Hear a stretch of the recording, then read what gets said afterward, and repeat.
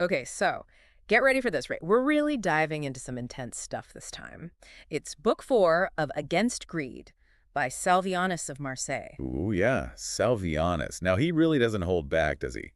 Especially when it comes to wealth and faith. No, not at all. And this is the 5th century we're talking about, right? Like, can you imagine reading something written 1600 years ago about Mhm. wealth? And it's like he knew what our world would be like. It's really something. But you have to remember, he was writing at a time when things were really falling apart. The Mm. Roman Empire was crumbling, barbarian invasions, everyone was anxious. I mean, really anxious. His words, they really resonated back then, really hit a nerve. Oh, for sure. Imagine right in the middle of all that, he's calling out fellow Christians, saying they care more about their inheritance than about giving to the church. That's right. And inheritance. That was huge. I mean, that was everything in Roman society. Your status, your family security, even your identity was tied up in inheritance. It's true you couldn't just go get a new identity back then. Exactly. And for Salvianus to basically say that holding onto your wealth, putting inheritance above helping others, made you an unbeliever, I mean, wow, that's a huge statement. It is a huge statement. Talk about radical. It was radical. Yeah. He was saying straight up, your eternal well-being, that matters more than any earthly inheritance. This wasn't about just, tossing a few coins in a bucket. This was about a whole different way of looking at your priorities. So, instead of investing in your earthly portfolio, he's saying invest in your spiritual one. Exactly. And he even uses this phrase, wisdom is praised at the end. Hmm. What's that? Is that from somewhere? It's straight out of the book of Proverbs, which his audience would have known by heart. He's drawing on their deepest beliefs to emphasize that real wisdom, real faith, it's not about how much you have when you die, but how you used what you had. And how you used it, especially at the end of your life. Right. Exactly. But it wasn't just about, you know, getting into heaven. Oh, there was more to it than that. Oh, yeah, absolutely. This all ties into this idea of, that phrase, storing up your treasures in heaven. Right, right. That's at the core of it. And for Salvianus' audience, I mean, they're living in a world where they could lose everything at any moment. Barbarian invasions, right? Yeah. So the promise of eternal rewards, that would have been really, really powerful for them. So it's like they're making a deposit in a heavenly bank account by giving to those in need. Exactly. That's a great way to put it. And then he takes it even further, connecting this idea of charity with belief and action.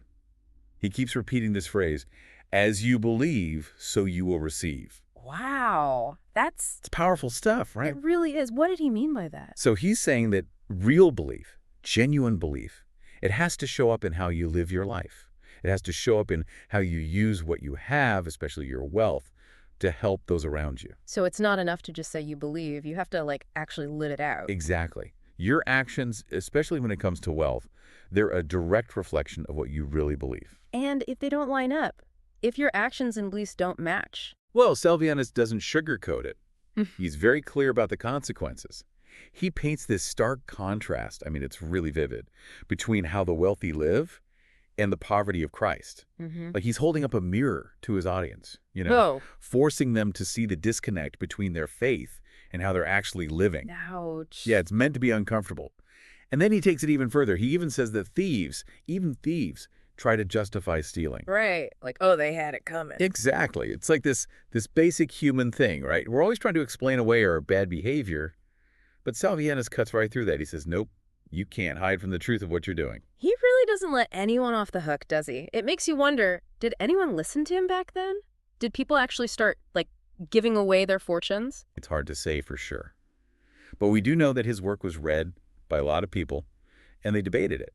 So he definitely made people think, maybe even squirm a little. I can imagine. But what's amazing is how relevant this all still feels today. I was just thinking that. It's kind of mind-blowing, isn't it? Here we are all these centuries later, and we're still trying to figure out this whole thing with wealth and responsibility and what it really means to live a good life, It's a timeless struggle, isn't it? And that's what makes Salvianus so fascinating. He taps into something so human, so universal, this tension between wanting things, wanting more and more, and then our longing for something more, something bigger than ourselves. Yeah, and he doesn't let us get away with those easy answers we like to tell ourselves. He's not talking about, just throwing a little money in a donation plate and calling it good. He's talking about really changing how we see the world. Exactly. He's asking us to look at our values, at what's truly important. Is it about having more stuff, a bigger house, a fancier car? Or is it about using what we have to make a real difference in the world? And I think that's a question that feels especially relevant today, don't you think? I mean, look around. We are bombarded with messages telling us that happiness comes from buying more stuff. Oh, totally. It's like we're living in this weird echo of what Salvianus was writing about. We might not have barbarian invasions, but we have our own kinds of chaos, right? The gap Yeah. between the rich and everyone else, it's crazy. I can only imagine what Salvianus would say about all that. Right.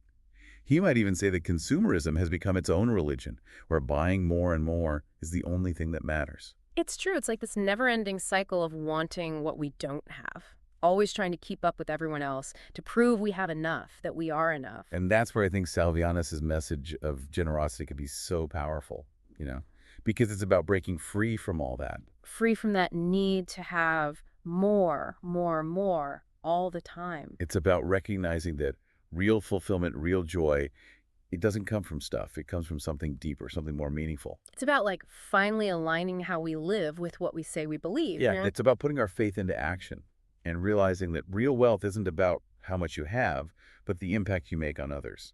And that's something we could all use a little more of these days, don't you think? A little more generosity, a little more compassion. Absolutely. It's a good reminder for all of us, no matter where we are in life, that we can all strive to be a little bit more generous, a little bit kinder, a little bit more giving. And on that note, that's a wrap on this deep dive into Salvianus. Thanks for listening, everyone.